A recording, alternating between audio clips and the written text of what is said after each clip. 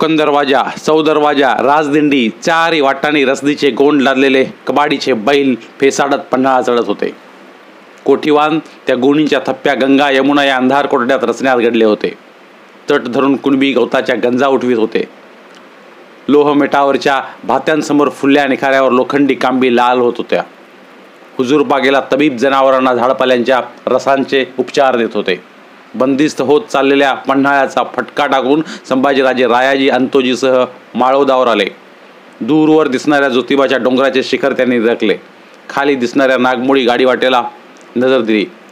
कालच्या अक्षय तृतीयेची लग्नकार्य उरकून सवारी बैलगाड्या परतत होत्या. ज्योतिबाच्या डोंगराच्या रोखानं हात जोडत संभाजीराजे पुटपुटले, मल्हारीचं सांग भलं. मावळतीला कललेल्या सूर्याने डोंगरी कड्यांच्या सावल्या पठारी मुलखावर उतरविल्या होत्या. एकाएकी संभाजीराजे माळवदाच्या कड्याकडे पुढे सरकले. डोळे आक्रसत चौ दरवाजात शिरणाऱ्या वळणदार वाटेकडे एकटक निरखून बघू लागले. त्यांची उजवी भिवई कमानी बाग घेत वर चढली. 2 घोडेस्वार चौ दरवाजाकडे सरकत होते. जिनावरून संभाजीराजांनी ताडले की घोडी पाचाडच्या हुजूरबागेची आहेत. सर्रकन वळते होत कोठीचा जिना जवळ करण्यासाठी झेपावत ते म्हणाले, रायाजी अंतोजी, आमच्या मागानं या. 2-2 पायऱ्या मागे टाकी ते कोठी उतरलेही. मोत्तद्दारला हात इशाऱ्यानं त्यांनी जनावर पागे बाहेर घ्यायला सांगितले. तो जनावर घेऊन येताच लगबगीने त्याच्या हातचे कायदे आपल्या हाती घेत एका झेपेतच युवराजांनी मांड घेऊन घोड्याला टाच भरली. आघाडीच्या टापा उचलून घोडे खिंकाळले आणि बाणासारखे चौ दरवाजाच्या रोखाने सुटले. गोंधळलेले रायाजी अंतोजी त्यांच्या टापावर पाठोपाठ दौडू लागले. चौ दरवाजा येताच कायदे फेकून संभाजीराजांनी जनावर सोडले. दरबान देत असल्या मुजऱ्याकडे त्यांचे ध्यान नव्हते. समोरच्या वाटेला डोळे भिडले होते. वळण तोडून घोडेस्वार चौ दरवाजात आले. समोर प्रत्यक्ष संभाजीराजेच खडे बगलेत असलेले बघताना त्यांच्या काळजाचे पाणी पाणी झाले. पोटात खड्डाच पडला त्यांच्या. कायदे धरले, हात ताठरले. पाय उतार होण्याचेही भान त्यांना राहिले नाही. ते सोयराबाईंचे रायगडाहून निघालेले विश्वासू जासूज खंडोजी नाईक आणि गणोजी कावळा हे होते. दोघेही लटलट कापू लागले. कुठून आलात? चौ दरवाजातून कोरडा फुटला. कसे तरी पाय उतार होत मुजरा भरताना खंडोजी म्हणाला, जी कोल्हापुरासनं. मतलब? घोड्यांची जिने नीट नरकीत संभाजीराजे गरजले, जी नाही, रायगडासनं कोल्हापूरला, कोल्हापुरासनं इथं. प्रसंग ओळखून गणोजीने खंडोजीचे बोलणे दुरुस्त केले. संभाजीराजांनी टोप घातला होता तरी त्यांचे मुंडन झाले मस्तक ओळखू येत होते. ते दृष्टीस पडताच खंडोजी गणोजी चरकले. रायगडाची कोण खबर आणली आहे? संभाजीराजांच्या सवालाला जाब न देता खंडोजी गणोजी एकमेकांकडे टकमक बघू लागले. थरथर कापू लागले. असे बघताय काय? बोला सिताब. भेदरल्या जासुदांची जबान खुलेना. काय करावे ते त्यांना सुचेना. रायाजी, या हरामजाद्यांची फटक्याखाली चांबडी लोळवा. आत्ता खुलेल यांची जबान. त्या शब्दांनीच खंडोजी गणोजीच्या उभ्या अंगभर काटा थरला. नग धनी, आम्हासने अभय द्यावं म्हणत खंडोजीने संभाजीराजांच्या पायावर सरळ लोळण घातली. त्यांच्या मागोमाग गणोजीही आडवा झाला. उठा, तुमच्या केसालाही धक्का लागणार नाही, पण काय घडलं आहे ते बरं तपशिलाने आम्हाला सांगा. खंडोजीनं बाराबंदी आड छातीशी लपवलेली किल्लेदार हवालदारांना द्यायची थैली थरथरत संभाजीराजांच्या पायाशी ठेवली. गणोजीने आपल्याजवळची युवराजांसाठी असले दुसरी थैली तिच्या शेजारी ठेवली. दोन्ही जासूद ओंजळीत मुकडे खुपसून हमसू लागले. खंडोजीने ठेवलेली थैली उचलून खाली त्याची वळी बाहेर घेऊन संभाजीराजे वाचू लागले. शब्दांगणिक त्यांच्या नागपुड्या फुलत चालल्या. छातीचा भाता वर खाली होऊ लागला. डोळ्यातून संतापाच्या ठिणग्या उसळू लागल्या. युवराजास कैद करून बहुत सावधपणे असणे हा मजकूर वाचताच खाली त्याची गपकन मूठ भरत ते रायाजी अंतोजी ही भेदरून जावे तसे गरजले. कुणाची म्याय व्याली आहे आम्हास कैद करण्यात? ही मजाल? दुसऱ्या खलित्यातील लवकरच आरोग्य होईल हा मजकूर वाचताना तर महाराजांच्या आठवणीने त्यांचे ओठ थरथरले. डोळे डबडबले. तो पुण्यपुरुष जाऊन 15 लोटला तरीही निसंग माणसे स्वार्थासाठी त्याला आरोग्य होईल म्हणताहेत. आबासाहेब, काय वाटणीला यायचं बाकी राहिले तुमच्या? संताप, उबग, कीव, शोक अशा भावनांच्या लाटा संभाजीराजांच्या मनात उसळून धिंगाणा घालू लागल्या. आपण युवराज आहोत, चौ दरवाजात उभे आहोत हे न विसरून औंढा गिळून संभाजीराजांनी आज्ञा फरमावली.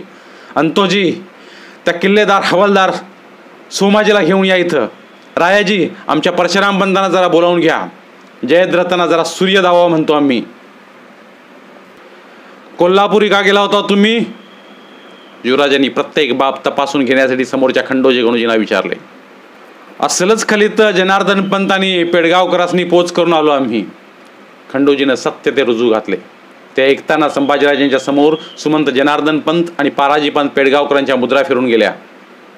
बाले किल्ल्याच्या रोखाणे धारकऱ्यांच्या घेरात घालून अंतोजी विठ्ठलपंत महाडकर, बहिर्जी इंगळा, सोमाजी मंकी, त्याचा मुलगा बापूजी, सूर्याजी काळे यांना घेऊन आला. सज्जाकोटीच्या मार्गाने रायाजी परशुराम पंत आणि उमाजी पंतांसह आला. सर्वांच्या चर्येवर आश्चर्य स्पष्ट दिसून येत होते. या किल्लेदार हवालदार, तुमच्या इमानदारीचा मरातब करण्यासाठी खोळंबलोत आम्ही इथं. संभाजीराजे खोचून बोलले. आपल्या हातच्या थैल्या चिटणीसांच्या हाती देत म्हणाले, पंत, हे रायगडावरून महाराणींच्या मार्फतीनं चिटणीसी सिक्क्याचे आलेले खलिते. या आमच्या दिमतीच्या चाकरांना जरा वाचून दाखवा. हवालदार किल्लेदारांना आलेला खलित खाकरून परशुराम पंताने मोठ्याने मायण्यासह वाचला. अगोदरच गर्दनी खाली पडलेली कटाची हस्तक माणसे तो ऐकताना सुन्न झाली.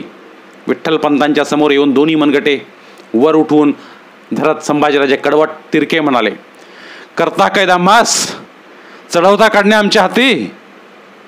अपार शर्मेने मान डुलवणाऱ्या विठ्ठलपंतांच्या डोळ्यातून आसवे टपकली.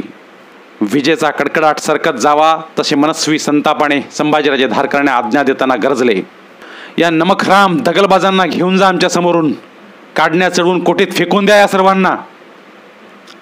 धारकरी घेऊन चाललेली ताबुतासारखी दिसणारी ती पाठमोरी माणसे बघताना रागाचा झेंडू फुटावा तसे संभाजीराजे थरथरू लागले. कुणाची जोड न घेताच एकटे सज्जाकोटीकडे चालले. थोड्या अवकाशातच 1,500 घोडेस्वारांची तुकडी दौडत पन्हाळ्याच्या चौदरवाज्यातून बाहेर पडली. ती कोल्हापूरला चालली होती, सुमंत आणि पेडगावकरांचाही साजेल असा मरातब करण्यासाठी. तिकडे रायगडावर रामराजांचा मंचकारोहण अक्षय तृतीयेच्या मुहूर्तावर सवीद पार पडला होता. त्यांना छत्रपती म्हणून घोषित केलेली अण्णाजी, मोरोपंत, प्रल्हाद निराजी आणि महाराणी ही मंडळी पन्हाळगडावरून संभाजीराजे कैद झाल्याची खबर केव्हा येते याची आतुरतेने वाट बघत होती. पन्हाळ्यावर जे घडले त्याचा वृत्तांत करताच रायगड हादरला. फासे परतत होते. आता क्षणही वाया दौडायला तयार नसलेले अण्णाजी, मोरोपंत, प्रल्हाद निराजी यांच्यासह महाराणीच्या भेटीस आले. कटावाचा सर्वात विरूप टप्पा पुढे आला. पन्हाळा हातचा सुटला. युवराजांना कब्ज झाला. तिथलं माणूसबळ दिवसागणिक वाढतं आहे. ती थळी फुटल्याखेरीज आपण निभावणार नाही. आता आम्हीच पन्हाळ्याच्या रोखानं कूच झाल्याशिवाय तड लागणार नाही. अद्याप चिवट अण्णाजींचा विश्वास ढळला नव्हता.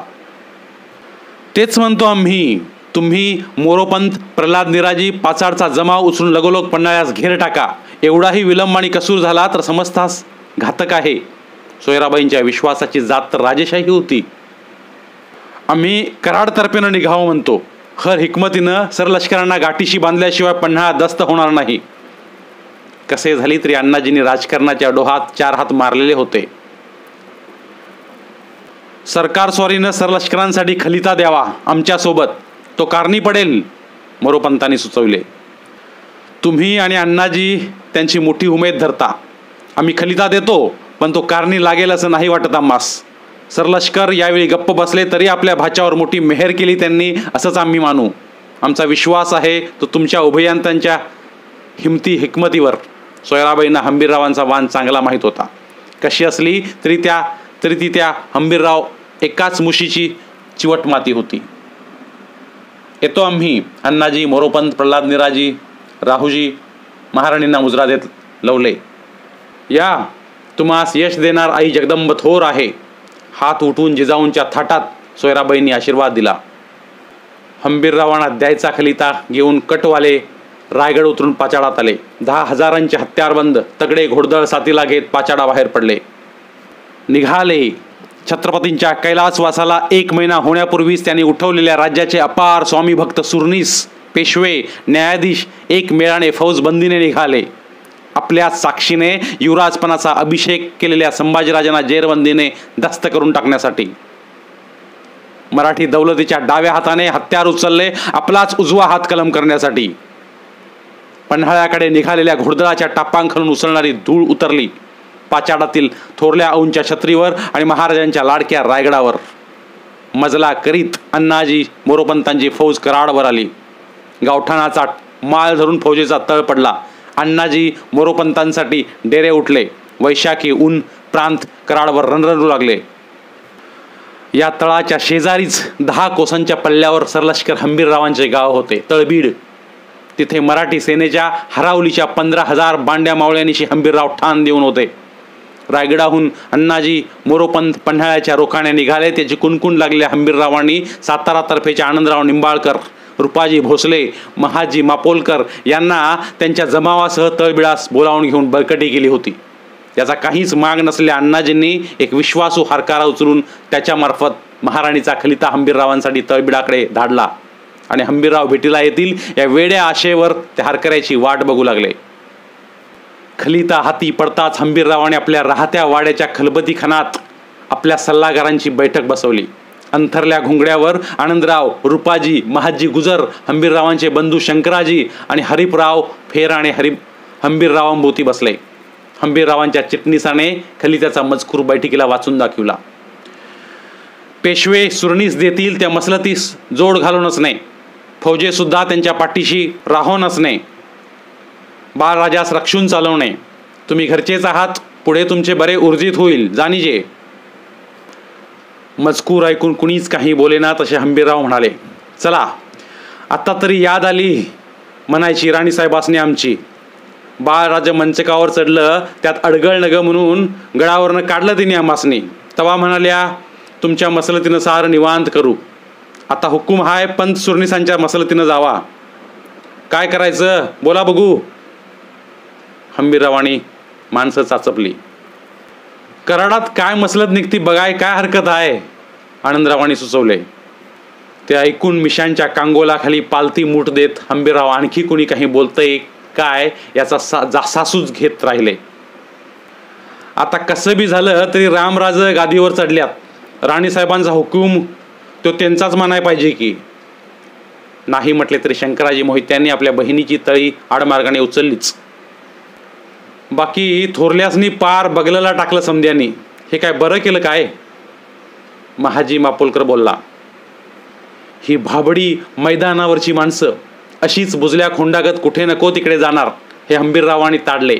खाकरून भरड्या बोलीत ते म्हणाले, अरे बाबानू, ही फौज काय ज्योतिबाच्या यात्राला चालली नाही. ती घेऊन अण्णाजी मोरोपंत पन्हाळ्याकडे निघाल्यात. युवराजासनी काढण्या चढवून जेरबंद कराय. हायसा कुठं. ते ऐकताना कित्येकांचे टाळे वाचले, गर्दना ताट झाल्या. असे विपरीत ऐकायची सवय नव्हती कुणाला. बैठक पार येलबडून गेली. कुणीतरी म्हणाले, छा, हे म्हणजे लईच झालं. हंबीरराव त्याला तोडत म्हणाले, झालं नाही पर हुयाचं हाय. आपण व्हायचं का यात सामील.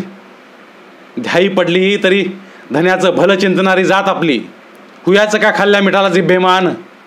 कसं बी असलं तरी युवराज थोरला आहेत, धर्मानं गादीचं वारस आहेत. रामराज आमच्या रक्ताचं असलं तरी धाकलं आहेत. त्यांचा नाही लागत हक्क गादीला. कसं जावं म्हणतीसा मसलतीला आम्ही.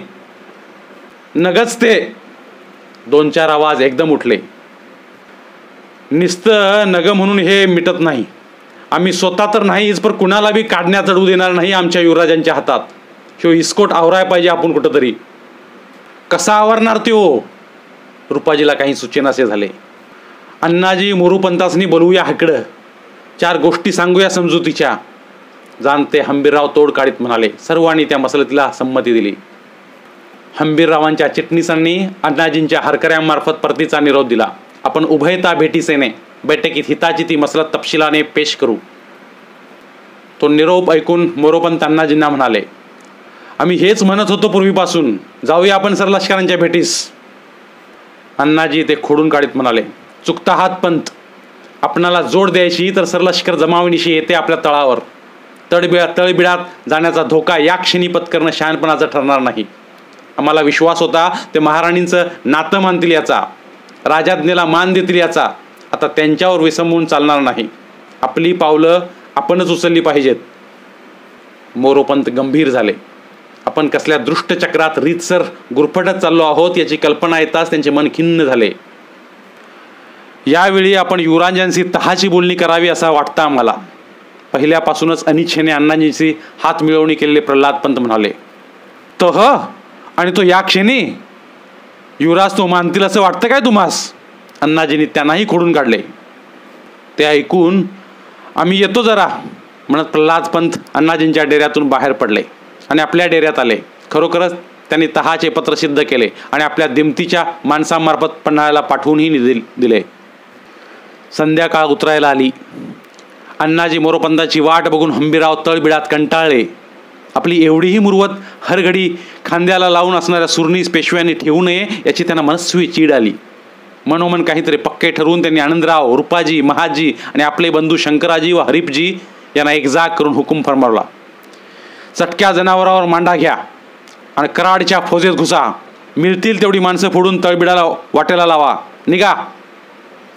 रात्र धरून हंबीररावांची माणसे अण्णाजी मोरोपंताच्या फौजेत घुसली. लागे बांधे लावून एक एक गोट फोडून तळबिडाकडे धाडू लागली. ती खबर लागताच अण्णाजी बिथरले. मोरोपंतांसह रात्रीचे घोड्यावरून तळाचा फेर टाकीत माणसे थोपवण्यासाठी फिरू लागले. हंबीरराव माणसे फोडताहेत याचा अर्थ काय तो अण्णाजी अचूक उमगले. फौज दुबळी करून सरलष्कर चालून येणार ती अधिक दुबळी होण्याची वाट न बघता त्यांच्यावरच चालून जाणे भाग आहे.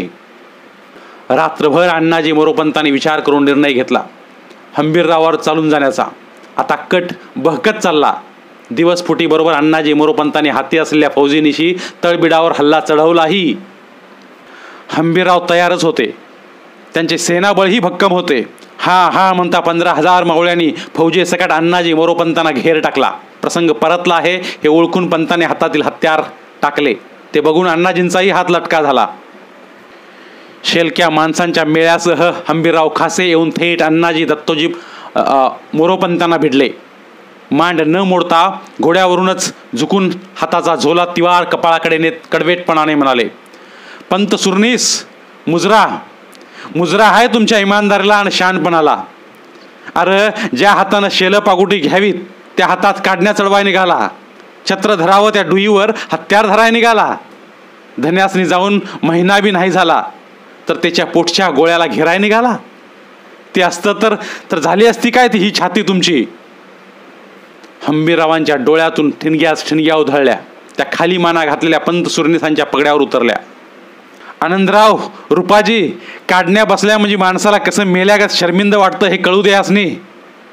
दोरखंडाने दस्त कराय हसनी. कसला र दिस दावला हे नी. स्वतःवर सुद्धा खट्टा झालेल्या हंबीररावांनी जनावराला तिडिकीची टाच भरली. ते तळबडीच्या रोखानं उधळले. पाठोपाठ 40-50 टापा उधळल्या. अण्णाजी मोरोपंतांसह प्रल्हाद निराजी आणि राहुजी सोमनाथ कैद झाले. ज्या हाताने मुजरा केला होता त्याच हाताने मोरोपंतांना काढण्या चढवताना एक धारकरी गलबलून म्हणाला, असं कसं फसलीसा या फंदात. आणि ते ऐकताना मोरोपंतांच्या नेत्रकडा थरथरणारी आसवे टपटप टपकली आणि कराडच्या भुईत मिसळली. युवराज पन्हाळगडावर होते. रामराजे रायगडावर होते आणि मराठी दौलतीच्या छत्रपतीचा निवाडा कराडच्या माळावर लागत होता. हंबीररावांच्या हातांनी. कैलासवासी स्वामी तर नेहमी म्हणतच आले होते, श्रींची इच्छा. तेच खरे, दुसरे काय. पन्हाळगडाच्या चौदरवाजात हंबीररावांच्या आगवानीसाठी समोर आलेले संभाजीराजे उभे होते. त्यांच्या पाठीशी कापशी होऊन आलेले मलोजी घोरपडे, त्यांचे पुत्र संताजी, बहिरजी, कोकणसुबा रावजी पंडित, उमाजी पंडित, परशुराम पंत, रायाजी, अंतोजी अशा असामी होत्या. आनंदराव, शंकराजी, रुपाजी अशा माणसांच्या मेळ्यातून कदमबाज जनावरावरून येणारे घेर मुद्रेचे तगडे हंबीरराव दृष्टीस पडताच संभाजीराजांच्या काळजात खळबळ माजली. अशी खळबळ फक्त आबासाहेबांच्या दर्शनाच्या वेळीच आजवर उठत आली होती. खेचल्यासारखे संभाजीराजे 10-12 कदम सरासर पुढे झाले. त्यांना बघताच हंबीररावांनी घोड्याची चाल तेज केली. जवळ येताच झेपेनेच मांड मोडून ते पाय उतार झाले. मुजरा देण्यासाठी ते झुकू बघताहेत हे पाहता संभाजीराजे गलबलले. झटकन त्यांचे हात आपल्या हातात तोलून त्यांना रोखून वर घेत नजरेला नजर देऊन थरथरल्या उठी संभाजीराजे घोगरट बोलले, मामासाहेब. आणि दुसऱ्या क्षणी भोसल्यांचे छाताड मोहितेंच्या छातवानाला बेलगले. हंबीररावांच्या इमानदारीने भरून गेलेल्या संभाजीराजांचे डोळे दाटले. हलक्या हाताने हंबीररावांनी त्यांचा खांदा थोपटला. 4 महिन्यांपूर्वी आबासाहेबांनी असेच थोपटले होते हे जाणवताच फार दिवसांनी आज प्रथमच संभाजीराजांना वाटले, आम्ही एकले नाही, माणूसमेळ चौदरवाजात शिरताच कितीतरी दिवसांनी प्रथमच पन्हाळ्यावर आज नौबत दुडली. हंबीररावांची प्रचंड सेना कटवाल्या कैद्यांना घेऊन पन्हाळ्यात शिरली. 7 वर्षांपूर्वी हाच पन्हाळा कोंडाजी फर्जंदच्या मदतीने जिंकून गुढीपाडव्याच्या मुहूर्तावर जिंकला गड बघण्यासाठी येणाऱ्या थोरल्या छत्रपतींवर याच चौदरवाजात अण्णाजींनी उंजळीने सोनफुले उधळली होती. त्याच दरवाजातून हाती काढण्या घेऊन अण्णाजी पन्हाळा चढले. माणसाची बुद्धी फिरली की दिवस परततात हेच खरे. रंगरूपी पिंडीचे दर्शन घेऊन हंबीररावांसह संभाजीराजे बालेकिल्ल्यात आले. मोहिते मामांना आदराने सदरी बैठकीवर बसवीत म्हणाले, मामासाहेब, पुढील निर्गत कशी करायची? तुमच्या सल्ल्याशिवाय आम्ही काही करणार नाही.